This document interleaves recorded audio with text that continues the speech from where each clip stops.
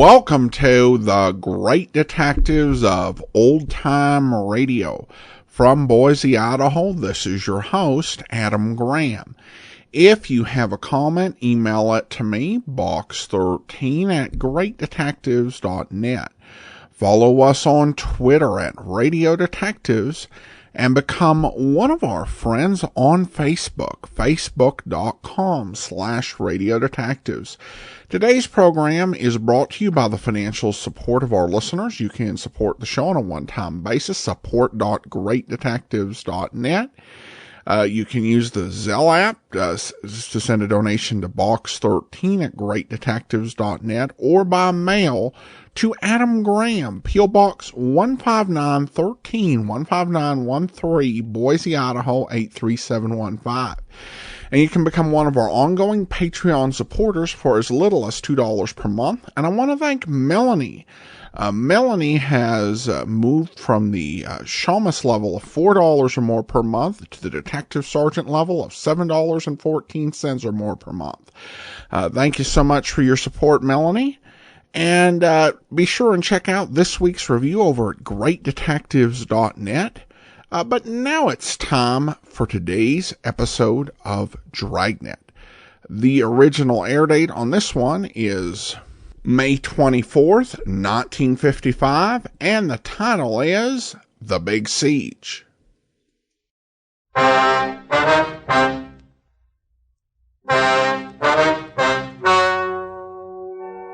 Ladies and gentlemen, the story you are about to hear is true.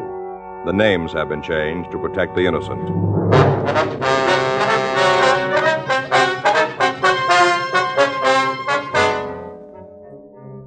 You're a detective sergeant. You're assigned to robbery detail. A gunman has robbed a bank in your city. From his method of operation, you know he's dangerous. Your job? Get him.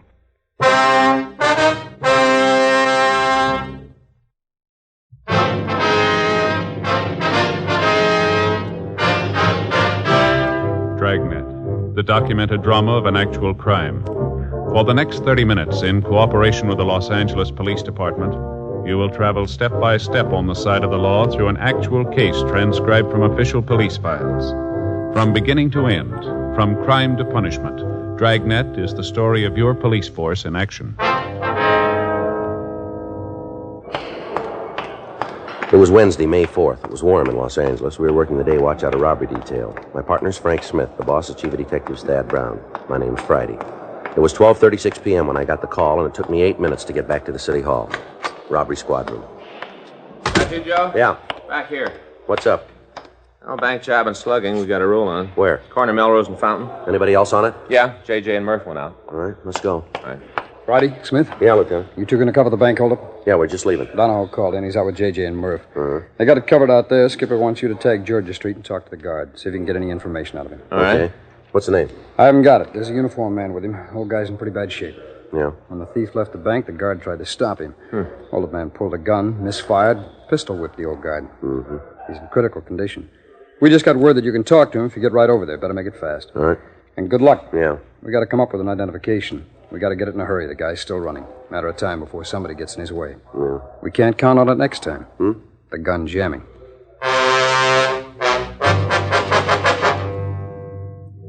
12:47 p.m. Frank and I left the city hall and drove over to Georgia Street Receiving Hospital. It took us 5.5 minutes traveling code 3. We went up to the third floor and met the officer who'd been with the guard.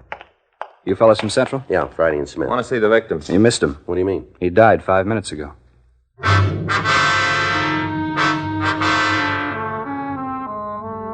We checked with the doctor in attendance and found that the victim had said nothing to aid in identifying the suspect. We returned to the office. A local broadcast on an APB had been gotten out on the man carrying his description. A crew from the crime lab had gone over the premises of the bank without gaining any new information. The clerks and tellers had been brought to the city hall to check the mug books. Everything possible was being done to apprehend the bank guard's killer, but without being able to identify him, the job was almost impossible. At 2:48 p.m., we got a call from Captain Donahoe. That's right, Skipper. Mm-hmm. No, they're in the mug room now. No, not yet. Oh, wait a minute.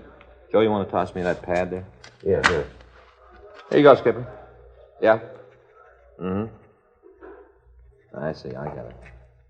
No, we'll check right away. Yeah, as soon as we find out. Yes, sir. All right, goodbye. What do you got? Well, checked around the neighborhood, found a newsboy, saw the suspect leave the bank. Yeah. Kid got the license number. An immediate check was made with the Department of Motor Vehicles and with our vehicle records. It took us 2 minutes to get the information. Yeah, we figured it'd turn out that way.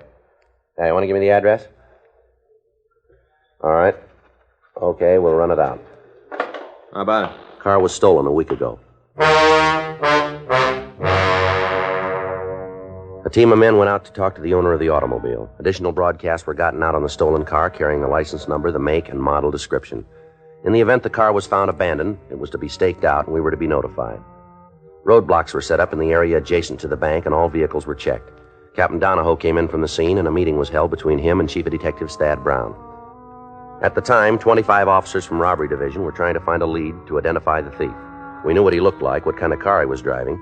We knew what kind of gun he had and how much money he'd stolen, but we didn't know who he was or where to find him. The night dragged on. At 1:26 a.m., we got our first break in the case. Excuse me. Yes, ma'am. I'm one of the bank tellers. Yes, The officer who was with us went out to bring in some coffee. I see. He said if we found anything to come in here. Yes, that's right. Well, we have. All of us agree. We're real sure. What is it? The hold-up man. We found his picture.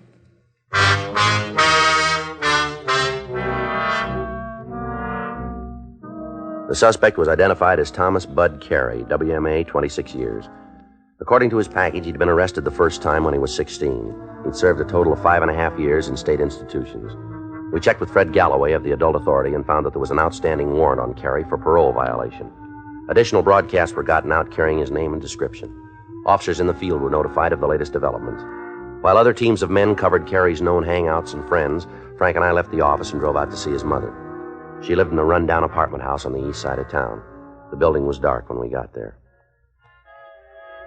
Yeah, here it is, number 5. Watch your step. Yeah, they ought to put a light in here.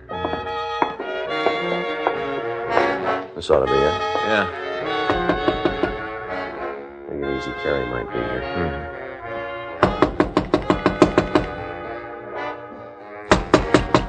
What is it?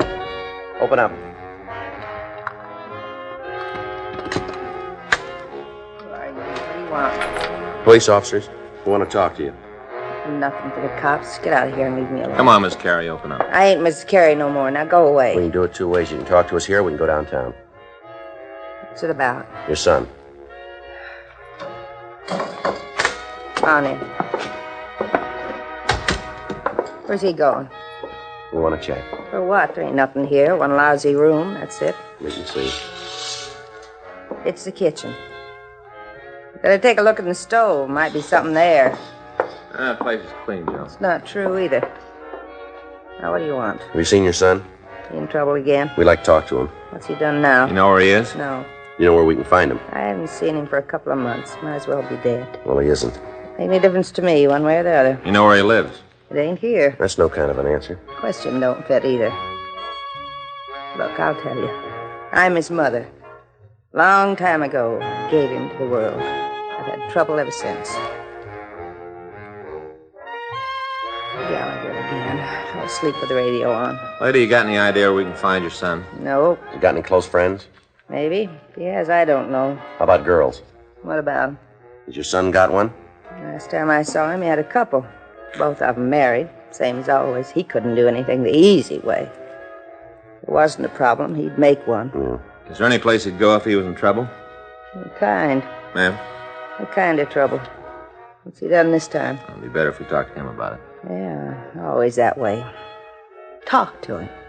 Not do any good. I tried for a lot of years. Didn't do no good. Hmm. You know why? What's that? You know why it don't do no good? Go ahead. Because he don't listen. You can stand right in front of him and scream the top of your head right off, and he don't hear you. Is that right? He was little. First time I caught him stealing, I talked. All day and all night. For a week, I talked. He stood there and looked at me. When it was over, you know what he did? You know? No, ma'am. He did it again. Every time he turned around, he stole something. I tried it all. Beatings, yelling, all of it. I tried it all. His father walked out when Bud was 6 and left us by ourselves. I did everything I could to bring him up right. Read the books, saw the minister. Even had the relief people talk to him. He just wouldn't listen. Yeah. That time when he was 16, when they first picked him up, I thought that might do it. You know, being in jail, the judge in the court. Oh, I prayed it'd work and it'd change. Yeah. It didn't. A couple of days later, he was right back. You tell his probation officers about it? Bud was 5'10" when he was 16, weighed 170 pounds. If I'd opened my mouth, he'd have hit me. Pretty hard thing to say, isn't it? Oh, it's harder to live with. All the time, all the tears. I'm tired of crying. I'm tired of working. I'm tired of being alive. I used to pray for him. Ask God to make him come out of it. Be a good man. I prayed and I prayed. And I figured I was praying for the wrong thing. So I changed. Yeah. I know him. I know how he thinks and what he'll do. He's mean. In the soles of his feet, he's mean. Mm-hmm. I still pray. Maybe you're the one to do it. What's that? Kill him.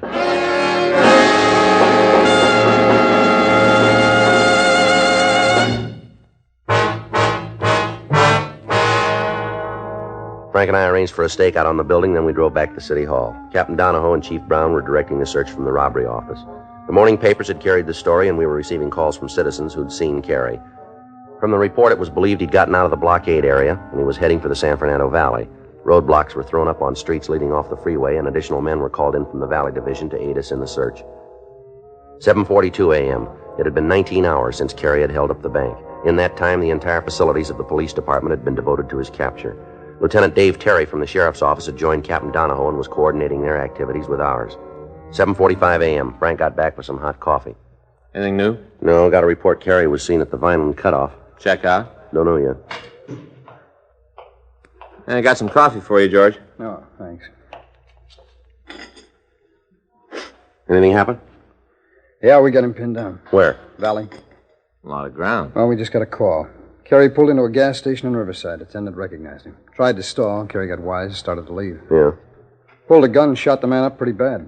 Kill him? No, they got him in Valley Emergency. What about Carey? Still loose.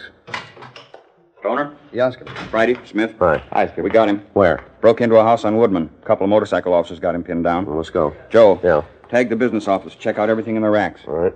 Go with him, Frank. We'll need gas shells and masks. Barricade and penetration. Better take a box of double lots for the shotguns and plenty of 45s. Right. You be there? Leaving now. I'll go with Joe and Frank, Skip. Okay. Let's go. Oh, it's getting rougher. Yeah. Wonder about the house he's picked. What do you mean? Who's in it? What kind of place it is? Doesn't make a lot of difference. We still got the same job. Huh? We got to get him out.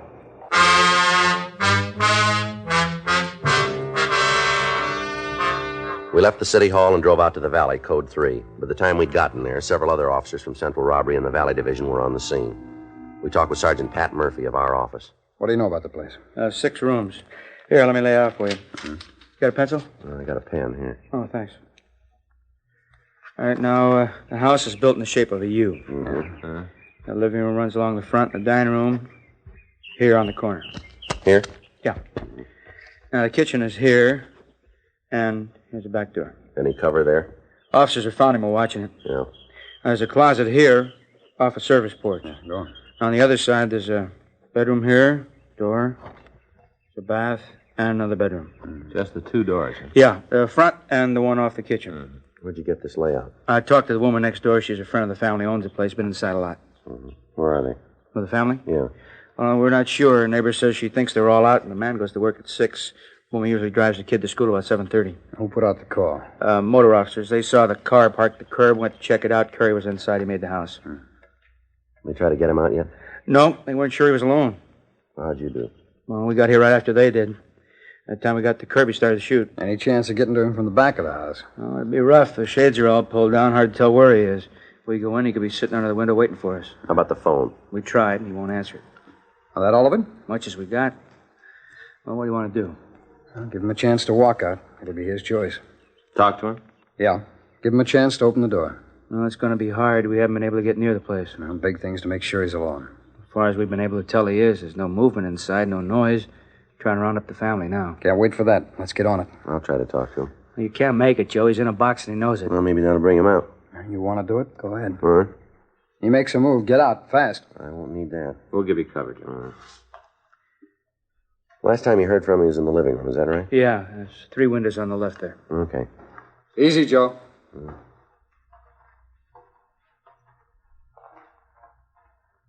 Carrie? Carrie? Carrie? Come on, Carrie. You can't sit in there forever. Play it smart. Walk outside and it'll be all right. Don't cause any more trouble now. How about it? Carrie? You're making it rougher on yourself. Come on out, Carrie. You can't win. You know that. Go! Get out of there!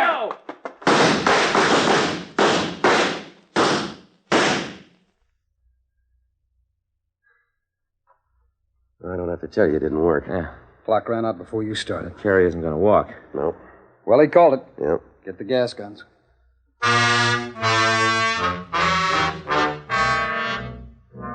The people living across the street and on each side of the house were asked to leave their homes in the event there would be any more shooting. The riot guns were brought from the car and they were loaded with penetration gas shells. Because of the physical layout of the house, it was decided to shoot into the rear of the building and try to drive the suspect toward the front of the place. Officer Murphy, along with Lieutenant Stoner, went back to the alley that ran along the rear of the property.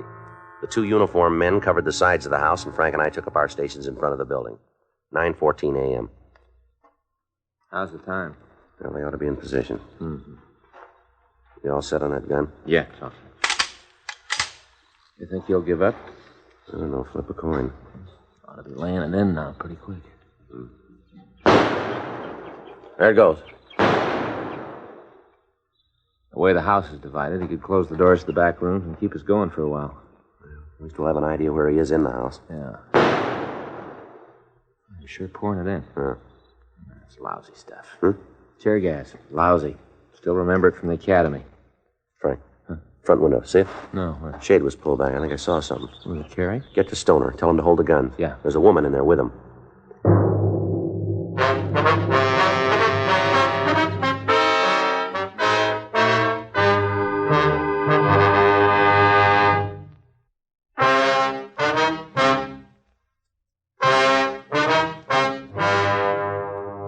Because of the possibility that there might be another person in the house, all shooting into the building was stopped. An immediate effort was made to identify the other person. The owner of the place, Virgil Bush, was contacted. He told us that he and his wife had left the house at about the same time. She'd taken their son to a neighborhood school, and then he thought that she'd return to the house. A check was made at the school, and the youngster was found to be present. From all indications, Mrs. Bush was in the house with Carrie and was being held a hostage. 10:56 a.m., we met with Captain Donahoe and Lieutenant Stoner. Any chance you were wrong, Joe? No, I don't think so. Right after the guns went off, I thought I saw the woman at the front window. Looked like she was trying to get out. Mm-hmm. What do you want to do now, Skipper? Not much left. That woman's got to get out of there before we can go in after Carrie. Best way to do that's go in after her. Yeah. What about using triple chasers? Might work. If we go in the back way, we can drive Carrie toward the living room. Yeah, but what if he takes a woman with him? Keep him busy enough, and he won't. Figures she's given him plenty of trouble by this time. Gonna be rough for him to drag her along. Then it might work. Who's going in? Frank and I can do it. You can give us a cover. Where are you going to make it? Which rooms did you hit, Stoner? Back bedroom and the kitchen. That covers both sides of the house, then. Yeah. The gas holding? As far as we can tell, it's still there. Well, it might be better then to go into the bedroom. Drive Carrie into the living room. Hope we can pick up the woman on the way. All right. You got the masks? I'll get him. Want to give me a hand, Frank? Yeah. We'll give you all the cover we can, Joe. Good. We can't shoot into the house, but we'll make Carrie think we are. All right. Once you got the woman, bring her out. All right. If Carrie goes into the living room, don't try to go after him. Let him sit for a while. We'll take care of the rest of it later. Okay. Here you go, Joe. All right. Here are the triple chasers. 6 of them ought to do, huh? Yeah. I'll take the sawed off. We should be able to handle him with that. Yeah. I don't have to tell either one of you to take it easy. No. We want that woman, but we want her alive. Anything comes up that gets in the way, pull out. Don't wait to ask questions. Right. All right, get on it. Let's go, Frank. Right. Joe. Yeah. Carrie's rough. He's playing for keeps. You know he'll kill you if he gets a chance. Well, that makes it easy. Hmm? We won't give him one. Frank and I went around to the back of the house and put on the gas masks.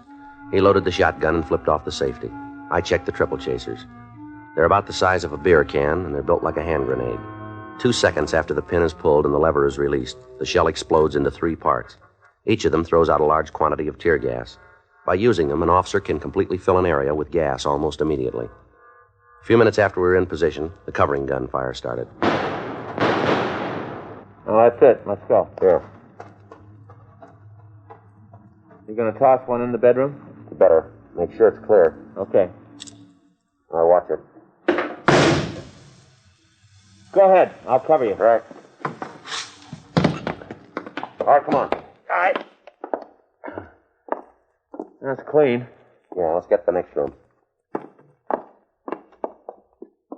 It's the bathroom, isn't it? Should be. Once you get the door, I'll toss the shell. Right. Wait a minute. You got the pin? Wait a minute. Ah, go ahead. Give it a second. Okay. All right, let's go. It's empty. Yeah. Bedroom next. Uh-huh. Hold it. Okay.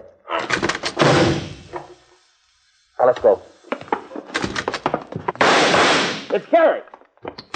He's in the living room. You better get him. Wait a minute. Huh? On the bed, it's the woman. Come on, we better get her out of here. Right. You naked? I think so. Get that window, will you? Yeah. Wait till I get the shade. I'll go first, and I'll take her on the outside. All right. Hold it right there, Carrie. It's us, Murph. Friday and Smith, give us a hand. We got the woman. Here, let me help. Okay, Joe. All right, you got her? Yeah. All right. Come on, let's get her out of here. Wait till I get this mask off, will you? Okay, Joe. Wait a minute. Yeah. How's the woman? Well, she seems to be all right. Want to give me a hand getting this tape off? Yeah. Thank God you made it. I thought he was going to kill me. Every minute I thought he was going to kill me. You're all right now, Miss Bush. Take it easy. He's crazy. That man's crazy. If you hadn't got it, he'd have killed me. Sure, I know. All right, Miss Bush. Let's get out of here. Come on. You got her, huh? Yeah, Skipper. You all right, ma'am? Yes, it isn't his fault, though. I've never seen anybody like that before. All right, Mrs. Bush. You want to take her to the car, Murphy? Sure. Just a minute, ma'am. What? Can you tell us how many guns Carrie's got? What? How many guns did you see? What difference does it make? Makes a lot of difference to us. I don't know. He's got a pistol. Yeah, we saw that. Anything else? Yeah, he's got a rifle, too, a shotgun, I think. Did you see it? He brought it into the house. Where is it? What do you mean? What part of the house is it in, do you know? The front room, I guess. That's where it was the last time I saw it. Has he got any shells for it? Yeah, a lot of them. Had his pockets full. All right, that's all. Thank you. You gonna get him now? We're going to try. You'll have to shoot him. Ma'am? He told me so himself. Said you wouldn't take him alive. Uh-huh. Told me if you tried, he'd take a couple of you with him. Well, it isn't going to change things. Hmm? He's still going.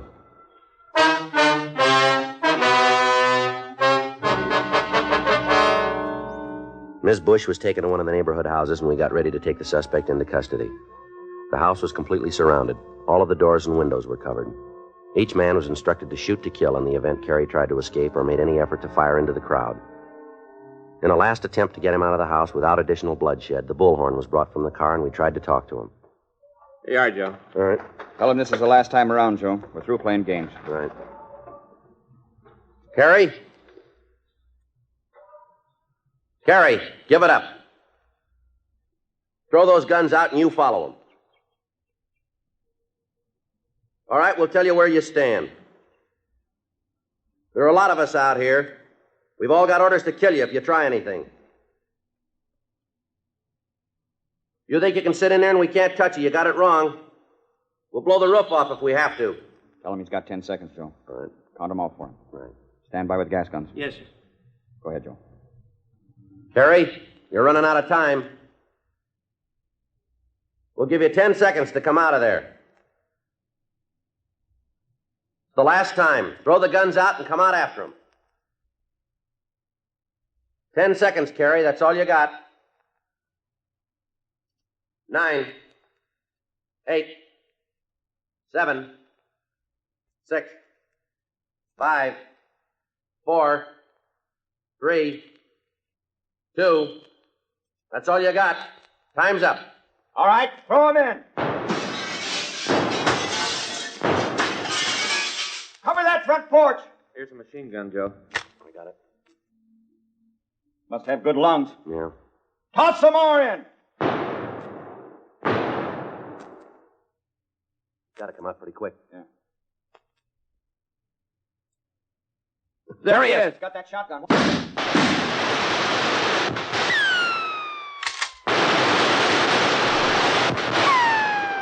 He's down. Yeah. Easy now. Carrie! Carrie! Not moving. All right, cover me. Yeah. How about it? It's all right. Must have been dead when he hit the floor. Yeah, we were lucky. I don't know. What? We had to kill him.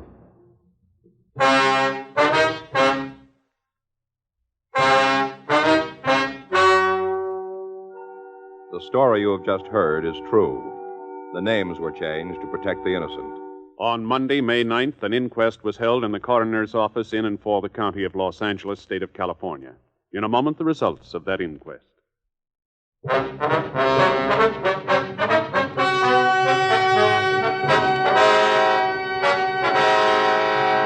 The coroner's jury found that the death of Thomas Herbert Carey was caused by gunshot wounds resulting from an attempt to resist arrest. The officers were absolved from blame.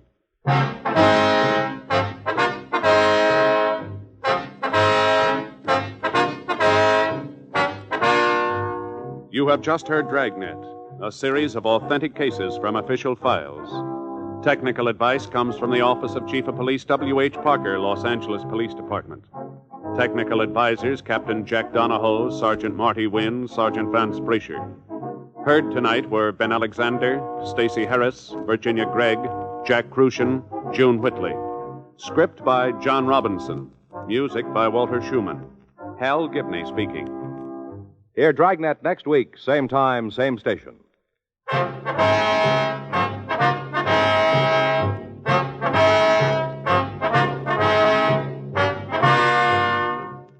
Welcome back. Well, a very interesting episode that really is about the use of force and how it should work in a good police department with good police officers. I have a friend who was on the police force for a couple of decades, and he gave a talk to a writers group, and he talked about the use of force. And he said that every action that the police took was because it was requested.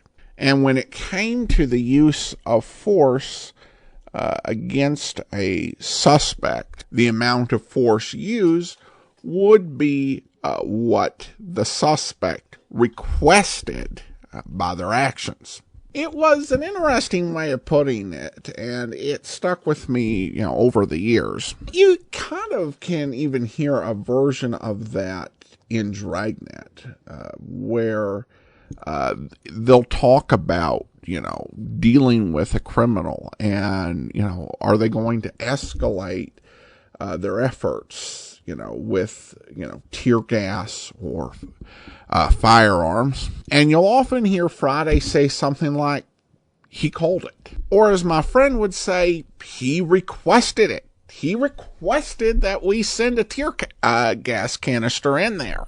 Now, obviously, this is how this works when you're dealing with, good police department, good cops. There are, of course, some problematic police officers and departments out there. But the idea should be not to use your biggest, baddest tools, but to use the appropriate amount of force to bring in the suspect.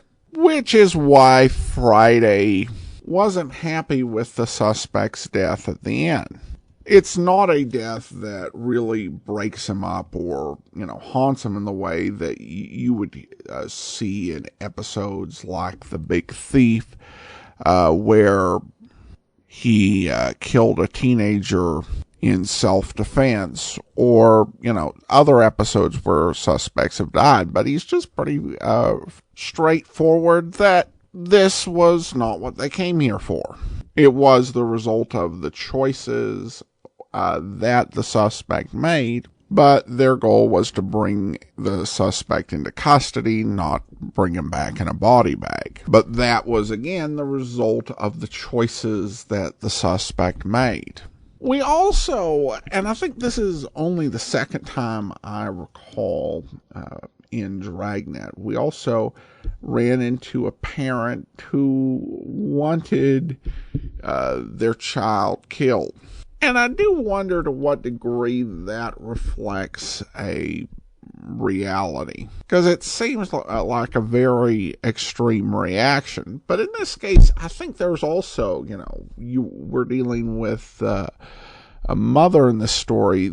She mentions his height and his overall physical strength. And I got the impression with her that there's an implication that she's afraid of him, which is a really, unsettling thought. At any rate, we turn now to listener comments and feedback, and have a nice note from Michael, who writes, Adam, we wish you good health in this time of social distance. Keep up the good work. Your podcasts are a bright spot in an otherwise bleak time in all our lives. Well, thank you so much, Michael, and doing everything to be sure and take care of myself, and appreciate your kind remarks. Also, want to thank a couple of folks over on Twitter. Rez4191 listed the podcast among their favorite quarantine distractions, and JD said that our podcast, along with Morbid Podcast, were two podcasts that aren't huge, that deserve more listeners. So I appreciate so much promoting the show on Twitter. And I also want to go ahead and thank our Patreon supporter of the day. I want to thank Jesse. Jesse's been one of our Patreon supporters since January, currently supporting us at the rookie level of $2 or more per month. Thank you so much for your support, and that will actually do it for today. Join us back here on Monday for Box 13 next Saturday, another episode of Dragnet. In the meantime, send your comments to box13@greatdetectives.net. Follow us on Twitter at Radio Detectives, and become one of our friends on Facebook, facebook.com/Radio Detectives. From Boise, Idaho, this is your host, Adam Graham, signing off.